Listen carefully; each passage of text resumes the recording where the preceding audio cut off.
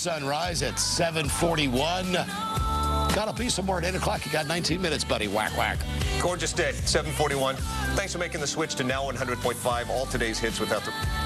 Oh, wait, no, I'm sorry. I'm over here at Good Day. Stop it, you. I forget where I am sometimes. Sorry. This is Good Day, Sacramento. From bullying to drug addiction to inside the minds of mistresses, this season of Dr. Phil goes deep into issues people experience every single day. And joining us now with a look at what we can expect here is my man, Dr. Phil. Hello, Dr. Phil. Ladies and gentlemen. Hey, good morning, guys. How are y'all doing? We're doing great, Dr. Phil. First, let me ask you the obligatory, what's happening on your show today? New episode today.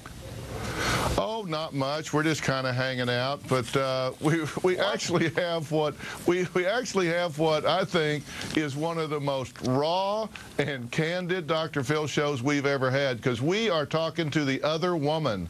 And you know, I have so many stories that I deal with where there's infidelity in a marriage, and everybody's always saying, what is she thinking? What's the other woman thinking? What do they think of the wife? How do they justify this? So you know what? We got 4 of them. They're coming. We're sitting down and talking to them, and there are going to be some confrontations with wives that have been cheated on. We've even got a husband involved. So if you want to know how to affair-proof your marriage, today's the day. You're going to take that away. Can I ask you, at any point during it, does the woman say, yeah, I was with him for years, he always promised he was leaving, but he never left? And then do you say, and how's that working out for you? I'll bet you there's something like that in there somewhere. And Dr. Phil, I got to ask you as well about your appearance on Letterman last week. I thought you and Letterman talking about Donald Trump was awesome. That you asked Letterman, do you think Trump is a racist? How is that working out for you, Dr. Phil? And what's been the upshot of all that? Well, you know, I think he was pretty hard on Donald there. I think he was, he wouldn't turn it loose, right? He just kept going and going and going. And so he asked me, do you think he's a racist? I said, no, I don't. I don't think he has a racist bone in his body. Now, look, Trump doesn't always think everything through. You know that. He kind of shoots from the hip and says what feels good at the time. But I certainly don't think the guy's a racist. So and I think Dave was kind of shocked that I didn't agree with him, because he was kind of steamrolling the whole thing.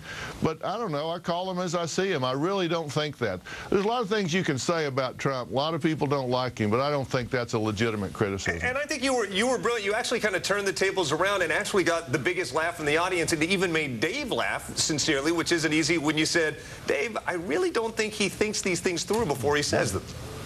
Yeah, and you know that. He gets to talking, and I don't know if anybody, I guess if he actually becomes a candidate, they'll start fact-checking some of his comments and speeches. I think that will be pretty interesting.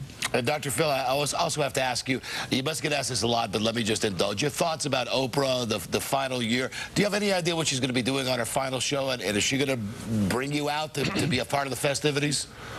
Well, you know, I certainly expect to be on the show between now and the end of the year at some point. And I tell you what, I think people are going to really miss having Oprah there every day. I know she's got her own network, and I'm involved in that as well. But I think people are going to miss that Oprah fix. It's kind of like a good friend that stops by your house every day and sits down and has coffee. I think people are really going to miss her, don't you? I do, but I got to tell you, Dr. Phil, you're the guy to fill that void. I mean, forget the doctors and Nate Berkus and everyone else that came after. You're the man, Dr. Phil. Have you looked at that time slot? I mean, do you think about that? Or are you happy where you are now? And what do you think about who might replace? I think we've got great clearances, and when she finishes up on May 26th, then clearly the Dr. Phil show becomes the #1 show, and we're not doing anything we're just ascending to it when she leaves. But I think we're going to be the place that people stop to get their information, and we have been for years. And I'm going to carry on, and she's my partner and friend and great supporter, so I know she'll be in my corner even though she's no longer on the air. Not a bad friend to have. Every time you're in town, you stop by, so open door. Come back, won't you? All right, I'll do it. Thanks a lot for having me on, guys. Y'all take care. Dr. Phil, ladies and gentlemen. That was Dr. Phil. To the Oprah throne. Dr. Phil right here. Look at the way he's pointing at that. Why you? Dr. Phil airs every day on CBS 13 at 3 and right here on good old CW 31 at 7 p.m. Yeah, no kidding. Now, you saw him on Letterman. Did you see? He was kind of going for the funny, and I thought it might work when he said, yeah, I think Trump plans to buy the White House and condo it out. Yeah, I like every time Dr. Phil is on Letterman, and at first the relationship relationship between them was not too great. It was like Letterman with Oprah. He made jokes about Oprah a lot. He made jokes about Dr. Phil a lot. And unlike Oprah, when Dr. Phil got on that show, he pretty much just sat down and said, Dave, what's your problem with me? Exactly. And Dr. Phil's a big, imposing man, and Letterman did exactly what I would do. He went like, what's your problem?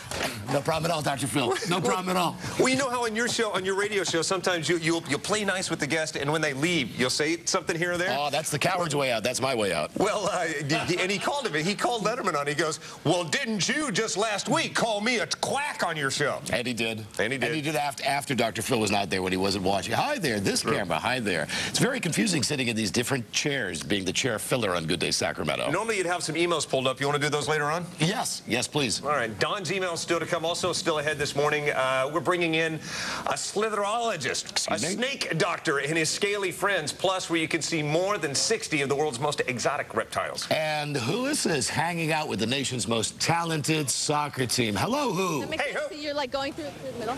Oops, microphone's on. Who? Yeah. You're on. And I'll... Dr. Horton here is a who, and we'll see her in a second. She's at a soccer match, apparently. How's that working out for you? Dr. Phil?